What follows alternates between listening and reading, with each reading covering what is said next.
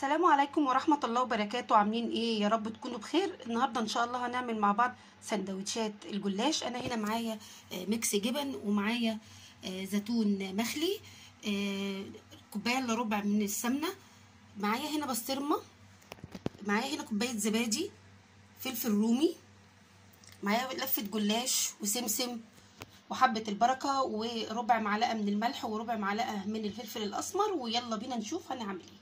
كل اللي هنعمله هننزل السمنة هنا في كوباية، هنا في البولة دي كوباية الا ربع من السمنة.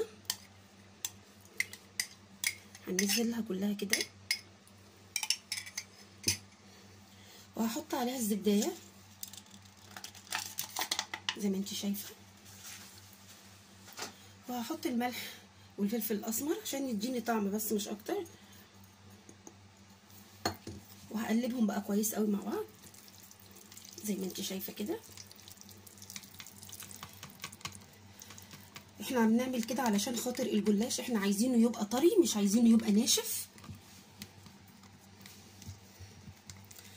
هنقلب كويس كده لغايه لما الزبادي تدوب خالص مع السمنه زي ما انت شايفه كده. كده هنا بصوا، شايفين هنا بقت عامله ازاي؟ اقرب كده الكاميرا، بصوا هنا الزبادي خالص دابت خالص اهي. هنرفع بقى المضرب كده. معايا هنا اول ورقه هنزل بيها كده بالسمنه زي ما احنا شايفين.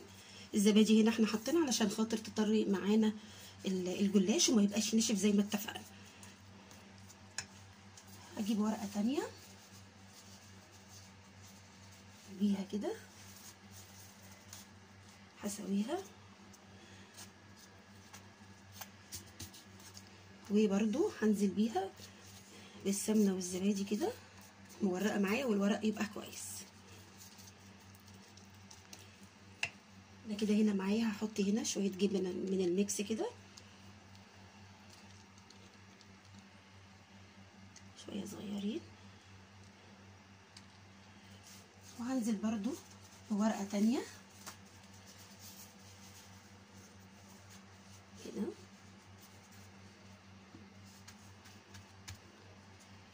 هدوس كده علشان خاطر الورقه تثبت معايا.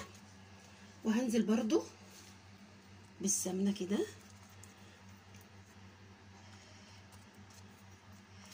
وهنزل برضو بالجبن. دي اول حشوه. انا هنا كان معايا كمان جبنه فيتا، انا نسيت بس احطها وانا بصور، هوريها لكم برضو انا هشتغل بيها ازاي. نحط الجبنه كده، وناخد زيتون هنا مخلي كده زي ما احنا شايفين اهو،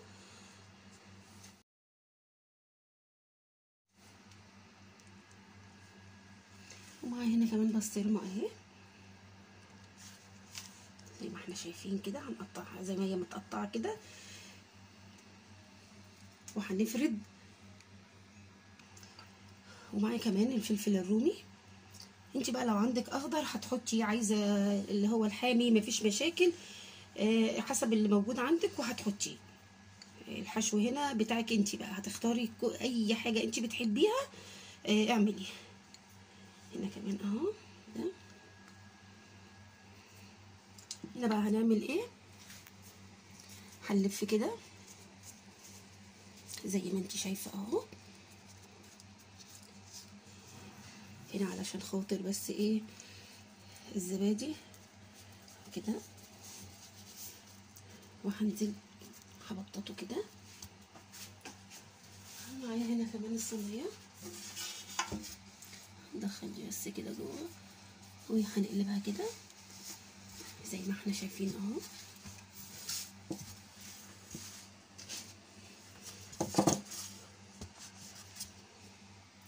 وهنقطعها كده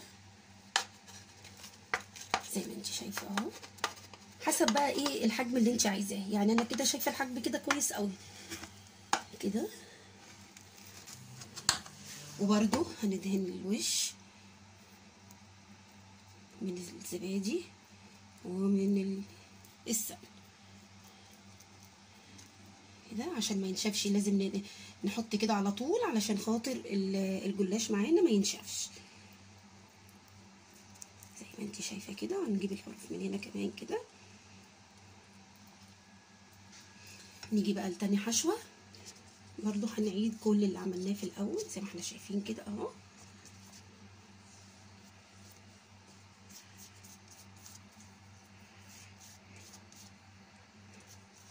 تاني ورقه برضو زي ما انت شايفه كده وهسويها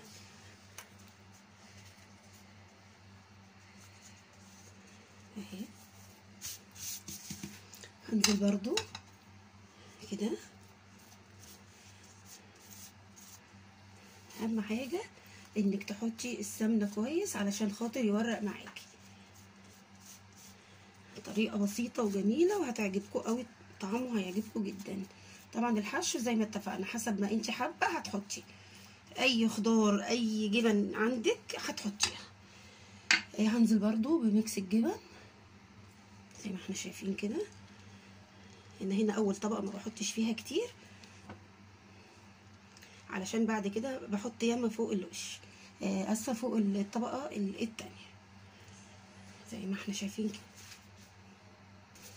وهنجيب واحده تانية وهنعملها كده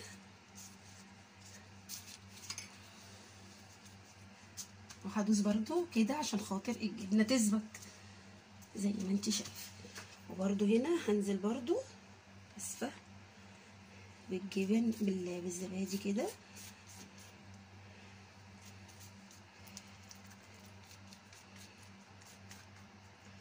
انا معاكم خطوه بخطوه اهوت علشان خاطر ايه تبقوا شايفين انا بعمل ايه. ونجيب برضو هنا بقى ميكس الجبن تاني. دي هعملها بس جبنه كده بس ميكس جبن وزيتون وفلفل رومي زي ما احنا شايفين اهو. هنحط الفلفل كده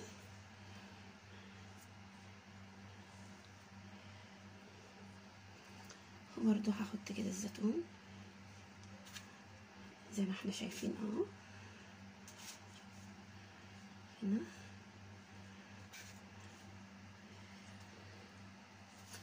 وهنزل بقى بايه اخر واحده. ندخل بس الحشو كده ونثبت كده برضو اهوت. هنزل كده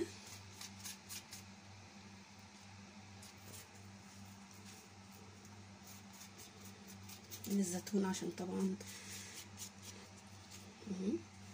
وبرضو هنلف كده زي ما احنا شايفين. اي بقى حاجه اتقطعت معاكي هندخلها كده جوه وهنلفه كده. مفيش اسهل من كده. نجيب برضو الصينيه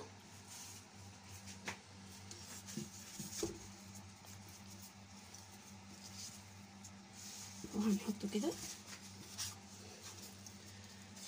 وبرضو هقطعه كده زي ما انتي شايفه اهوت.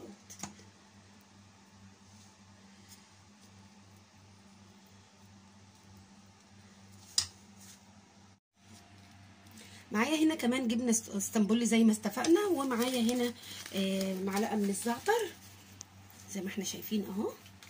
دي برضو هتديني طعم جميل قوي وبتبقى طعمها وريحته بتبقى حلوه. هنحط برضو شويه فلفل كده زي ما انتم شايفين. وهنحط شويه زيتون اهو.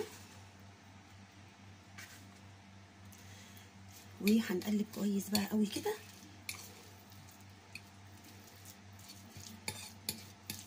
تعالوا بقى نشوف هنحشيها برضو زي ما حشينا التانيين قبل كده. برضو هندهن هنا كده. هنا مش هنحط بقى جبنه، مش هنحط جبنه اللي هي الميكس دي مش هنحطها خالص. احنا بس ايه هنحط هنا بس كده وهنحط واحده كمان. هتشوفوا دلوقتي انا هعملها ازاي.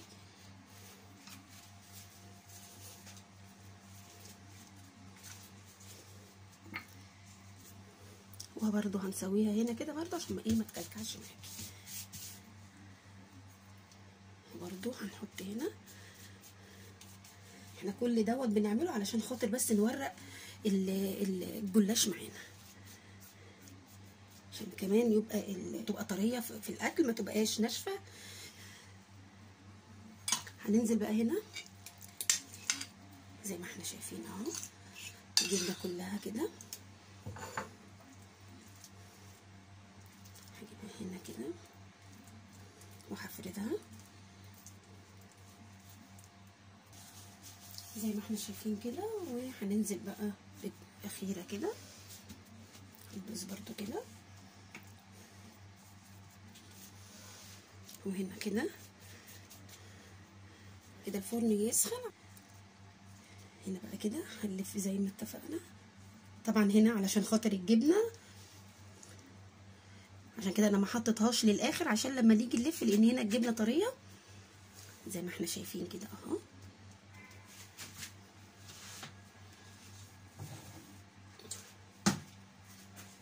وبرده هنا هنجيب كده الصينيه بتاعتنا وهنزله كده وهظبطه بقى كده، وهقطع برده نفس الطريقه.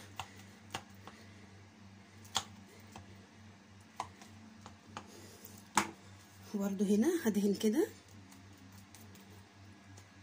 كويس علشان خاطر احنا كمان هنحط السمسم وحبه البركه. هنرش بقى سمسم كده زي ما انت شايفه، حسب بقى الكميه اللي انت عايزاها برضو اهو. هنا كمان كده